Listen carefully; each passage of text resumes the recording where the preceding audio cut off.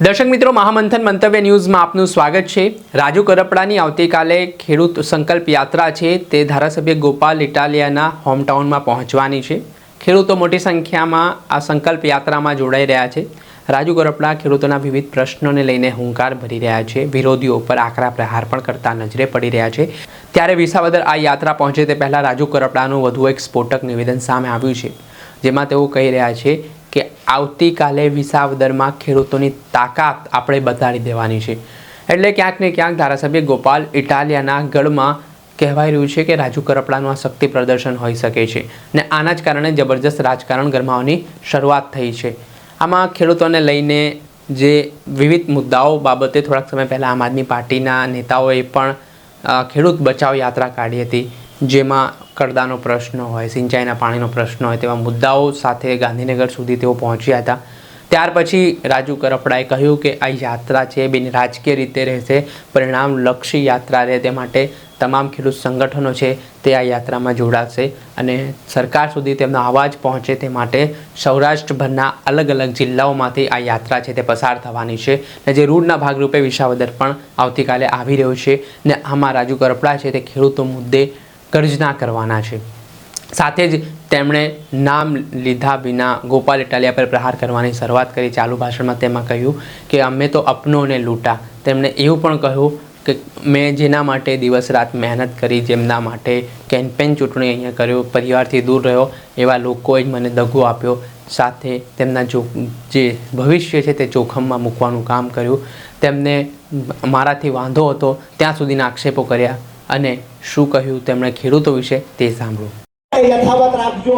જેટલા પણ ખેડૂતોના પ્રશ્ન છે એ અહીંયાની જ્યારે સમિતિ બને છે એ સમિતિમાં પોતાના નામ લખાવી અને જે ખેડૂતો માટે કામ કરવા માંગે છે, આવનાર દિવસોમાં આ વિસ્તારના જે પ્રશ્ન છે, પછી વીજળીનો પ્રશ્ન હોય તો ભલે, પાક નુકસાનના વળતરનો પ્રશ્ન હોય તો ભલે, પાક વીમાનો પ્રશ્ન હશે તો પણ ભલે, આ તમામ મુદ્દાને લઈ અને આવનાર દિવસોમાં લડશું। ટેકાના ભાવે જ્યાં ખરીદીમાં નાનો મોટો અન્યાય થતો હોય તો એ માટે પણ રજૂઆતો કરીશું। એવું ક્યારેય ન સમજતા કે રાજુ કરપડા લડાઈ છોડી દેશે। હું આજે ખાતરી આપવા માટે આવ્યો છું કે જીવનભર જ્યાં સુધી જીવીશ ત્યાં સુધી મારી પર જેટલા લોકો આક્ષેપો કરવા હોય એટલા કરે, રાજુ કરપડા ખેડૂતોની લડાઈ કાયમ માટે લડતો રહેશે।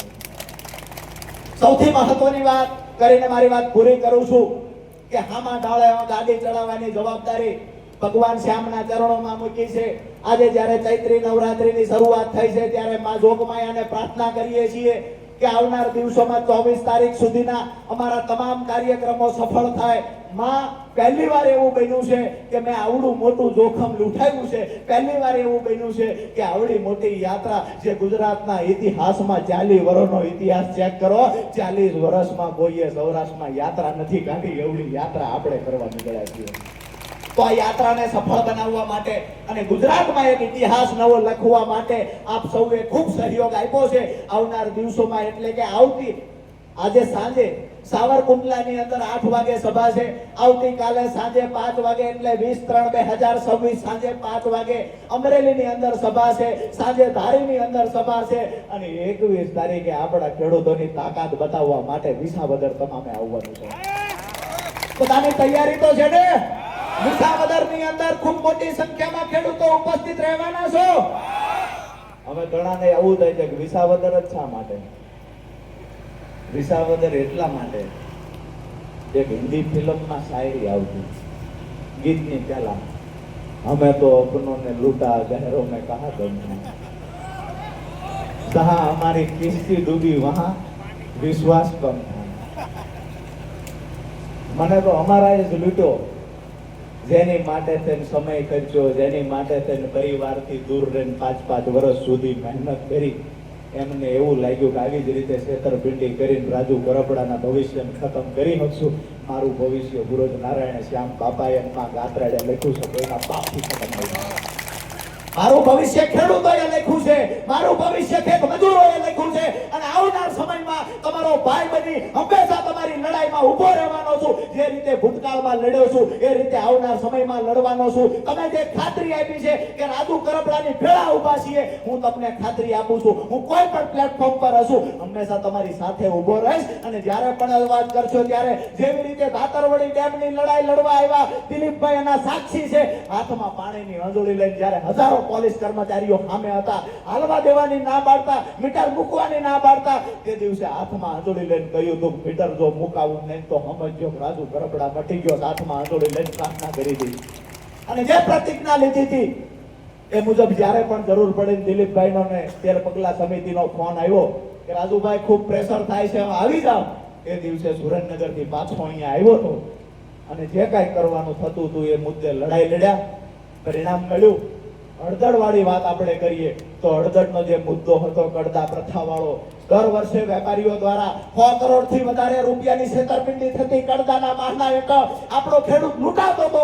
આજ દિવસ સુધી ગુજરાતના ઇતિહાસમાં એક પણ નેતા એવો નહોતો કે એને ખેડૂતોની આ પીડા દેખાતી, એક પણ વ્યક્તિ એવો નહોતો જેને ખેડૂતોની પીડા દેખાતી. અરે હું જે પાર્ટીમાં હતો એ પાર્ટીના એક બે નેતાઓ તો એવા હતા જેને વેપારીઓ સાથે સાઠગાંઠ હતી, આ મુદ્દે લડવાની પણ ના પાડતા.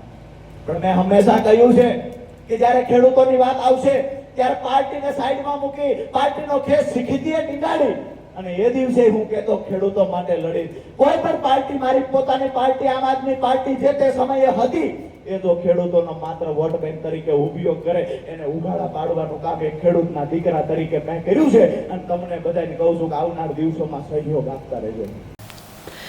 આપે સાંભળ્યા આ હતા ખેડૂત નેતા રાજુ કરપડા. તેઓ બિન રાજકીય રીતે આ લડત ચલાવી રહ્યા છે. તેમણે કહ્યું કે આ ખેડૂતો માટેની લડાઈ છે જેમાં કડદા પ્રથા નાબૂદ થાય, જેમાં ખેડૂતોને જે દેવા માફી છે તે સરકાર દ્વારા કરવામાં આવે અને તેમના હિતમાં નિર્ણય લેવામાં આવે. સાથે સિંચાઈનું પાણી છે તે ખેડૂતોના ખેતરો સુધી પહોંચે, વીજળીનો પ્રશ્ન છે તેનું નિરાકરણ આવે, તેવા મુદ્દાઓ તેમણે સમાવ્યા છે. અને તેમણે નામ લીધા વિના ગોપાલ ઇટાલિયા પર આડકતરી રીતે પ્રહાર પણ કરતા જોવા મળ્યા. દર્શક મિત્રો, આવા જ નવા વિડીયો સાથે આપને માહિતગાર કરતા રહીશું, એટલે મહામંથન મંતવ્ય ન્યૂઝ જોતા રહો.